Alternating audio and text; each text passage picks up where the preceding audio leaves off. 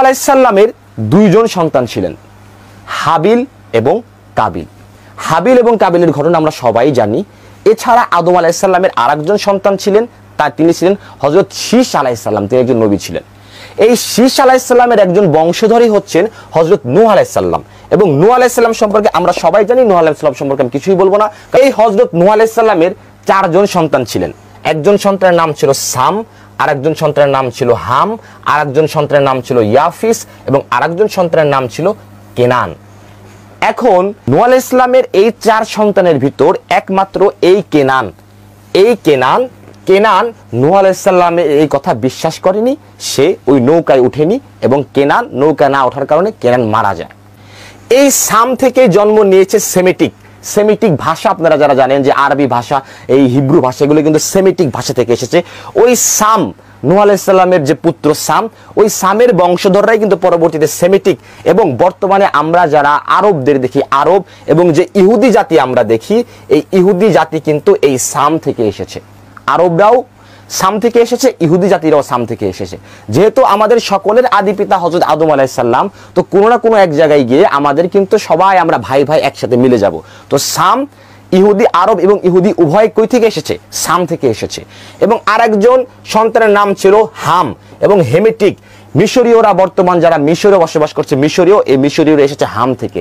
আর আমরা যারা ভারতবর্ষের অধিবাসী, আমরাই এসেছি হচ্ছে ইয়াফিস। এই ইয়াফিসের বংশধর হচ্ছে আমরা।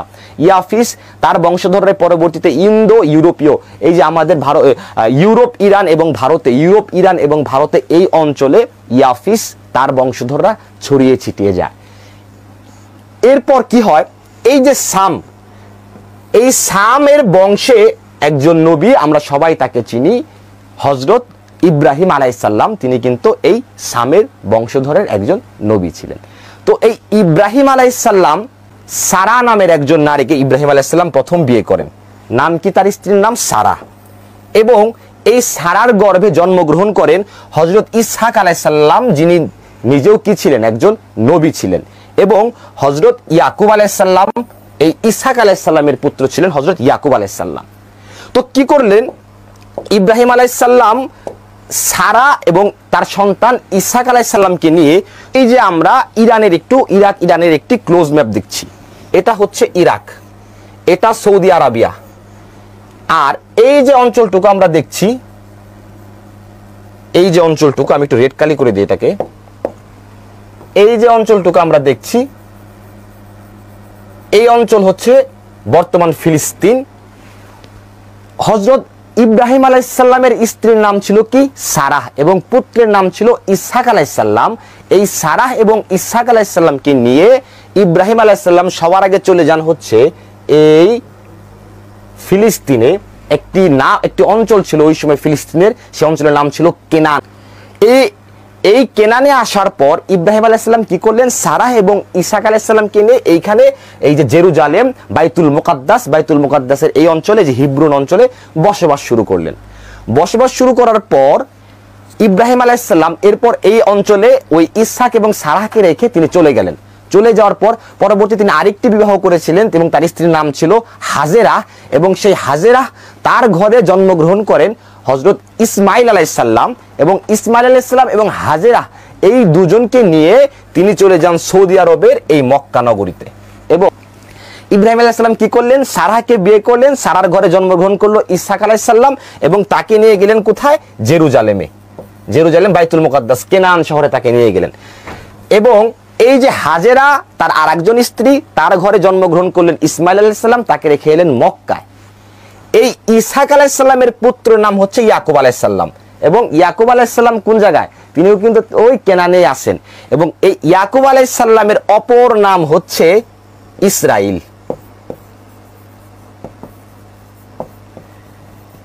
আর এই যে বনি ইসরাইল, যে বানু শব্দটি, বানু শব্দের অর্থ হচ্ছে বংশধর।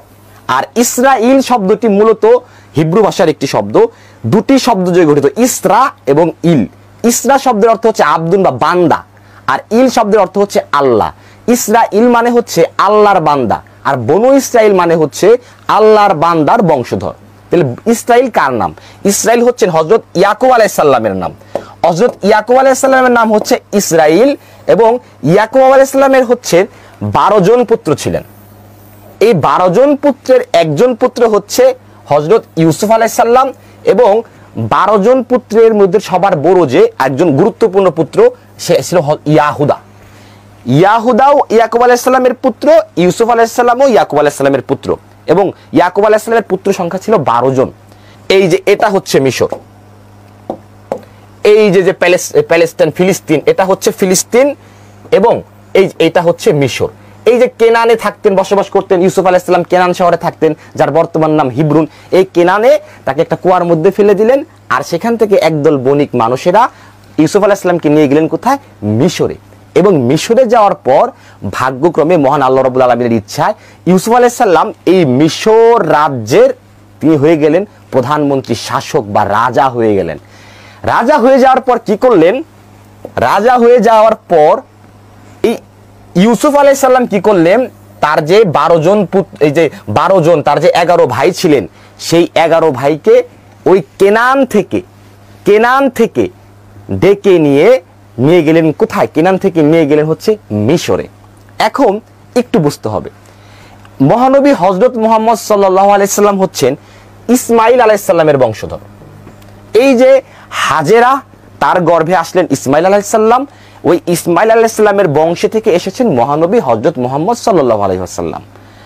আর ইব্রাহিম আলাইহিস সালামের যে আরেকজন স্ত্রী সারাহ, তার ঘরে যেমন এসেছেন ইসহাক আলাইহিস সালাম, ওই ইসহাক আলাইহিস সালামের পুত্র ইয়াকুব আলাইহিস সালাম, ওই ইয়াকুব আলাইহিস সালামের বংশধররা হচ্ছেন বনি ইসরাইল।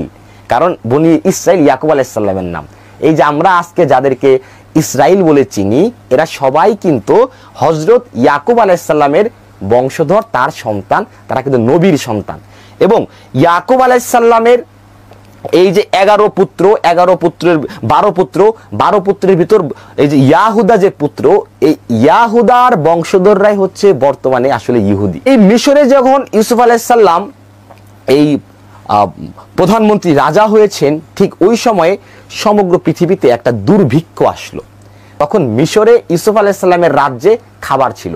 আর এই খবর যখন ওই বর্তমান ফিলিস্তিনের কেনানে ইউসুফ আলাইহিস সালামের ভাইরা জানতে পারলো, তখন ওরা মিশর চলে গেল, যে মিশরে যাই, মিশরে নাকি একজন শাসক আছে, সেই শাসক নাকি আমাদেরকে খাবার দিবে। এবং তারা যখন মিশরে যায়, গিয়ে যখন দেখে এ তো ইউসুফ, এবং ইউসুফ আমাদের ভাই, তখন আসলে তারা বিশ্বাসই করে উঠতে পারতেছিল না। এবং ইউসুফ আলাইহিস সালাম সেই দুর্ভিক্ষের সময়ে বনি ইসরাইলদেরকে এই কেনান থেকে নিয়ে মিশরে রাজকীয় জীবন দেন। কিন্তু মিশরে থাকার পরেও এই বনি ইসরাইলরা মহান আল্লাহর অবাধ্য হয় বিভিন্ন কারণে, যার ফলে কি হয়? হযরত ইউসুফ আলাইহিস সালাম তিনি মৃত্যুবরণ করার পর অনেক পরে মহান আল্লাহ রাব্বুল আলামিন তাদের উপর ফেরাউনের আযাব দেন। ফেরাউন কে ছিল? ফেরাউন কিন্তু ওই মিশরের একজন শাসক ছিল, এবং ফেরাউন এই বনি ইসরাইলদের উপর মানে অমানবিক নির্যাতন চালায়। তখন তারা মহান আল্লাহ রাব্বুল আলামিনের কাছে আবার ক্ষমা চাইলেন। ক্ষমা চাওয়ার পর আল্লাহ কি করলেন?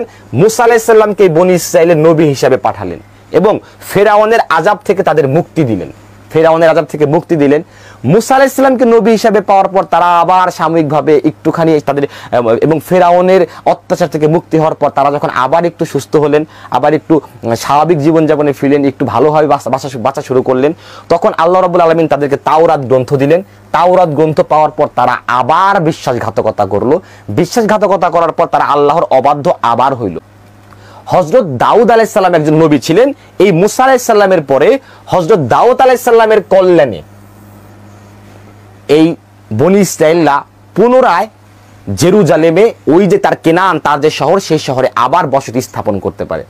একটা সময় এমন হয়েছিল যে ওই সময়ে বনি ইসরাইলদের কোথাও থাকার জায়গা নাই। বনি ইসরাইল আল্লাহর কাছে দোয়া করলো যে আল্লাহ আমাদের বাঁচাও। তখন শামাইল আলাইহিস সালাম ছিলেন তাদের নবী। তো আল্লাহ রাব্বুল আলামিন শামাইল আলাইহিস সালামকে জানাইলেন যে তুমি একটা কাজ করো, একজন লোক আছে, ওই লোককে নির্বাচন করো, ওই লোক হবে হচ্ছে তোমাদের শাসক, এবং ওই লোক কি করবে? জেরুজালেমে গিয়ে যুদ্ধ করবে। যুদ্ধ করার পর জেরুজালেমকে আবার বনি ইসরাইলদের দিয়ে দেওয়া হবে। লোকটির নাম ছিল হচ্ছে তাগুত। তখন তাগুতকে, ওই তাগুতের আন্ডারে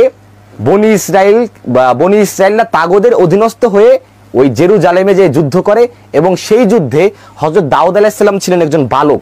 কিন্তু বালক হওয়া সত্ত্বেও দাউদ আলাইহিস সালাম সেই যুদ্ধে যে ওই জেরুজালেম ওইখানে যে সেনাপতি ছিল, যে প্রধান ছিল, তাকে তিনি সেই যুদ্ধে পরাজিত করেন দাউদ আলাইহিস সালাম এই ছোট্ট বালকটি। এবং পরবর্তীতে এই দাউদ আলাইহিস সালাম হন জেরুজালেমের, বর্তমান যে ফিলিস্তিন আপনারা দেখতেছেন, বর্তমান যে ফিলিস্তিন, এই ফিলিস্তিনের শাসক এবং এই বাইতুল মুকাদ্দাসের শাসক হয়ে যান হচ্ছে হযরত দাউদ আলাইহিস সালাম। এবং দাউদ আলাইহিস সালামের সন্তান হচ্ছেন হযরত সুলাইমান আলাইহিস সালাম। হযরত সুলাইমান আলাইহিস সালাম ছিলেন সমগ্র পৃথিবীর বাদশা, রাজা, কিন্তু তার রাজধানী কোথায় ছিল, তার কেন্দ্রবিন্দু কোথায় ছিল? ওই জেরুজালেম। এরপর কি হইল? সুলাইমান আলাইহিস সালামের পর আবার বনী ইসরাইল আল্লাহর অবাধ্য হয়ে গেল। অবাধ্য হয়ে যাওয়ার পর নেবুচাঁদনেজার নামের একজন শাসক, নাম কি? নেবুচাঁদনেজার। এই যে ইরাকের ব্যাবিলনীয় যে সভ্যতা, সেই ব্যাবিলনীয় সভ্যতার একজন রাজা ছিলেন কি? নেবুচাঁদনেজার। খুবই খুবই হিংস্র একজন রাজা ছিলেন। সেই নেবুচাঁদনেজার জেরুজালেম দখল করার পর, এই যে জেরুজালেম দখল করার পর এই যে জেরুজালেম ছাড়া করলেন বনী ইসরায়েলদেরকে, এরপরে হাজার হাজার বছর কেটে গেছে। এই কিছুদিন আগে ওই জেরুজালেমে আবার ইহুদিরা ওই বনী ইসরায়েলে যাইতে পারছে, এতদিন আর যাইতে পারে নাই। এরপর হযরত ঈসা আলাইহিস সালাম আসলেন। হযরত ঈসা আলাইহিস সালাম আসার পর ঈসা আলাইহিস সালামের বিরুদ্ধেও ষড়যন্ত্র করলো কারা? এই বনী ইসরায়েলরা। এই বনী ইসরায়েলি ঈসা আলাইহিস সালামকে নবী হিসাবে মানতে নারাজ। কেন নারাজ? কেন নারাজ? এজন্য তারা মানতে নারাজ কারণ তিনি ছিলেন পিতৃ পরিচয়হীন। মহান আল্লাহ রাব্বুল আলামিন তিনি একটা অলৌকিক সৃষ্টি ছিলেন হযরত ঈসা আলাইহিস সালাম, যে পুরুষ ছাড়া শুধুমাত্র নারীর গর্ভে তিনি জন্মগ্রহণ করেছিলেন। তো এই ঈসা আলাইহিস সালামকে ওই ইহুদিরা তারা কিন্তু মারতে চেষ্টা করেছিল, এবং বনী ইসরায়েলরাই এই ঈসা আলাইহিস সালামকে মারতে চেষ্টা করেছিল। এবং ওই বনী ইসরায়েলদের ধারণা, ইহুদিদের ধারণা, তারা তাকে মেরে ফেলেছে। কিন্তু আমরা মুসলমানরা বিশ্বাস করি যে না, ঈসা আলাইহিস সালামকে মহান আল্লাহ রাব্বুল আলামিন আকাশে তুলে নিয়েছেন, তিনি আবার আগমন করবেন। ঈসা আলাইহিস সালাম এই পৃথিবী থেকে চলে যাওয়ার পর, আসমানে চলে যাওয়ার পর, তখন এই ইহুদিদের, ওই বনী ইসরায়েলদের মধ্যে দুই ধরনের মানুষ ভাগ হয়ে যায়। এক ধরনের মানুষ খুব খুশি হয়, বনী ইসরায়েলদের একটা অংশ খুব খুশি হয়ে যায়, আর একটা অংশ খুব ব্যথিত হয়, যারা প্রকৃত অর্থে ঈসা আলাইহিস সালামের কল্যাণ চাইতেন, যারা প্রকৃতপক্ষে ঈসা আলাইহিস সালামকে চিনতে পারতেছিলেন। ওই যে যারা খুশি হয়, ওরাই হচ্ছে বর্তমান ইহুদি। যারা ঈসা আলাইহিস সালামের এই প্রস্থানে খুশি হয়েছিল তারাই ইহুদি, এবং তারা ছিল ওই যে ইয়াকুব আলাইহিস সালামের 12 পুত্রের এক পুত্রের নাম ইয়াহুদা, সেই ইয়াহুদার বংশধর। আর যারা ব্যথিত হয়েছিলেন তারা হচ্ছে যে বর্তমান খ্রিস্টান, যাদেরকে আমরা দেখি।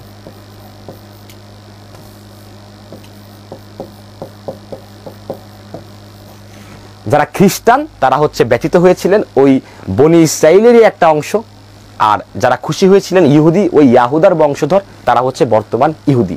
আই থিঙ্ক আমরা এই মুহূর্তে জানতে পেরেছি ইহুদি জাতি কারা ছিলেন, এবং ইহুদি জাতির উৎপত্তি, তারা কিন্তু নবীদের বংশধর। এবং এই বনী ইসরায়েলদের উপর মহান আল্লাহ রাব্বুল আলামিন এত এত এত নবী প্রেরণ করেছিলেন, তার কোনো হিসাব নেই। প্রচুর নবী কিন্তু ইহুদিদের বংশে এসেছিল।